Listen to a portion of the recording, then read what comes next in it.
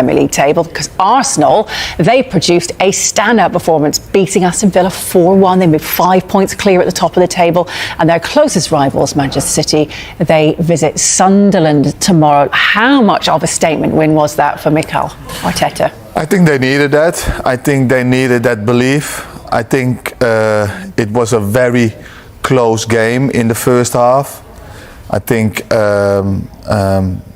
the best chance went to Ollie Watkins, where he should have done better in the first half. But then second half, when Onana went off, Arsenal bossed the game, totally bossed the game. A set piece corner, a set piece goal again. They're magnificent at them. And then from that moment, there was no looking back. And then for once, they didn't sit back. They kept on going, and they totally destroyed Villa. They looked really comfortable. They scored 3 more goals, and they really deserved the win. And hopefully they keep on playing like this. You know, when they score the 1-0, going for the 2-0 and the 3-0. They haven't done that really in the past, but they did that yesterday, and they looked magnificently well. Odegaard was absolutely magnificent, and he needed that game. Brilliant pass for the second goal. Jesus scores as well, and they've got the momentum at the moment. They've got the momentum. It was a big game for them, and they sent a message to Man City that they are there to stay. Yeah, goodness me. Look, incredible finish there from him as well. But there we go, little consolation there. They end the year exactly where they hoped they would, top of the table, ending on a high. As you said, they want to carry that momentum through. Lots of pundits and ex-professionals like yourselves talking about whether they can or can't win the title race, whether City will just nip in ahead of them. Actually, Paul Merson believes they're going to win it easily. Is he right? Can they make it count this time? I don't want to go against Paul because he does know his football. But I don't think that they're going to win it easily. I do think that they will win it. Should they win it easily, not could they, perhaps? I think you don't. That's a big statement. They should win it easily. It just does not work like that. And they are not going to win it easily. Man City will stay there. It's about consistency. It's about doing what they have done yesterday, repeatedly. Now, all the games won't be like yesterday. There will be a few scrappy ones that they have to win 1-0. And if they can do that, they will be champions. The only thing is, Man City has done it, has been there. We know that they can go 15 matches unbeaten and win 15 matches in a row. And that's the mindset that Arsenal needs to have. If they have that, they have got the better squad. They've got 2 players in every position that can play easily, that don't really weaken the side. So it's just a mindset game, and if they have the mindset right, they become champions. Yeah. Look, Gabriel Jesus, he was on the score sheet for them last night. Do you think he should be starting ahead of Gyökeres going forward? That is the question, isn't it? It's a great competition, and you need to have that at a top team, having 2 or 3 good strikers fighting for 1 or 2 positions. Look, he comes in, the game is stretched, the game is open, he gets a chance, he puts it away. It's a little bit easier than when Gyökeres starts and now the game is tied and everybody is a little bit harder to beat. So it's a hard one. It's a difficult one. But the only thing that I can say is he will need both strikers. He will need both strikers. There are lots of games. and it can't be better than two strikers fighting for a position.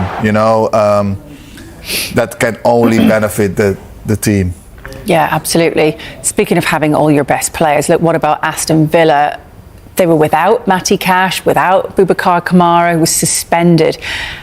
Does that loss just sum up how big a loss they are? Yeah, they are. Kamara and Cash, they are big players for them, especially Kamara in the midfield. And then also they lost Onana at halftime. They are very important in the system and in the way that they are playing. They are very comfortable without the ball, especially when they are playing. They are always in the right spaces, the right holes, closing people down, making it difficult for oppositions to get shots in and stuff. And on the other hand, when they have the ball, they can control the game as well. So it was a big miss, Kamara and Cash, and then on top of that, missing Onana. I think it was a little bit too much. Yeah, look, I'm sure that will have hurt, and looks like it did hurt. Of course, Unai Emery not wanting to enter a new year off the back of that. Could the manner of the defeat be damaging for Villa? No, I think sometimes losing is a good thing. Okay. Sometimes you can use that as a motivation. They've had such a great run. There is no shame in going to Arsenal and lose. Yes, you don't want to receive that many goals against, but you can use that, for the next game and start again. Kamara will be back, Cash will be back, so it's a new challenge. Can we put that kind of run again? So if they do that, they will get closer again to the two who are above them. So sometimes it's not a bad thing to lose. You don't want to lose, but use that to your benefit, and they can easily do that. Yeah, absolutely. Okay. Next, 5 points behind lead. Right, now, how often will we see Arsenal in Jay Bothroyd's 2026 predictions? We've been teeing it up all morning, so let's get to it. Right, the first one, we already know what the answer to this is going to be if you've been watching from 10 o'clock. Who's going to win the Premier League? An easy one for you. Arsenal, all day. There were some concerns, but now we're back on track. Okay, and you did say, though, you don't think it's going to be easy, like Paul Merson said. Well, he said they'd win easily. Easily, yeah. You don't think it will be that, though, do you? From the beginning, I always said if Arsenal win the league, it's going to be because of the defence. So that's why I don't think it's going to be easy, but it doesn't matter whether it's easy or hard. Arsenal just need to get over the line now. Right, OK, so that's the top one. What about the top four? Now, we know that it might be fifth might get you into the Champions League, but just to be certain, let's go for the top four, because if you want to get in. So we know that Arsenal are number one. Who else have you got in there? Obviously, I've got Man City in there. Again, it's going to go really close, but we all know that I'm an Arsenal fan, so I'm going to be positive for Arsenal.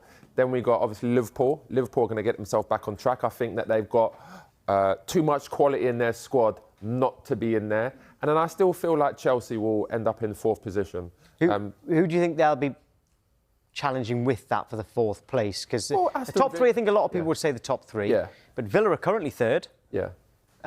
You've got Manchester United before last night. I feel like they'll be competing with Aston Villa mainly, maybe Man United, but I feel like Chelsea will be there. I think they got a very good squad. They got game changers, and I feel like that's why they're going to get in there again. You look at Newcastle's fixtures. A lot of Newcastle fans think that they can get up there. Yeah, they're fans though. Here we are on Sky Sports Fan Club, and Jay says fans' opinions don't count. That's good. Okay, so top four there. Now this is harder. Okay, this is where you really upset people. Relegated. So Premier League bottom three. Good luck. I mean, it's looking really, really bleak for Wolves. Rob Edwards got a hell of a job in his hands. I think the only way that Wolves can stay up is if. Have you changed that?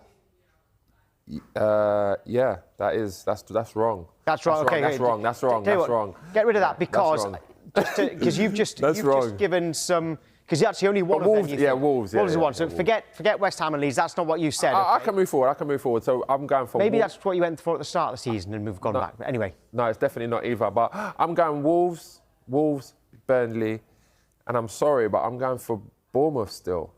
They've got 5 points out of 30 points. I feel like you lost the whole back line. You know, obviously Semenyo is going to be going as well now. I just feel like it's really, really tough, and I think they're going to really, really struggle and fall down the league.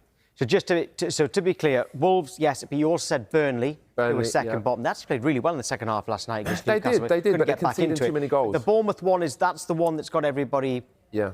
thinking, wow, should we I mean, not? to be honest, Tom, I said at the beginning of the season, when you lose your whole back line, your goalkeeper, you know, it's hard to keep yourself on track. And don't get me wrong, Bournemouth done fantastically well up to this point. But like I said, they've got 5 points out of a possible 30 points.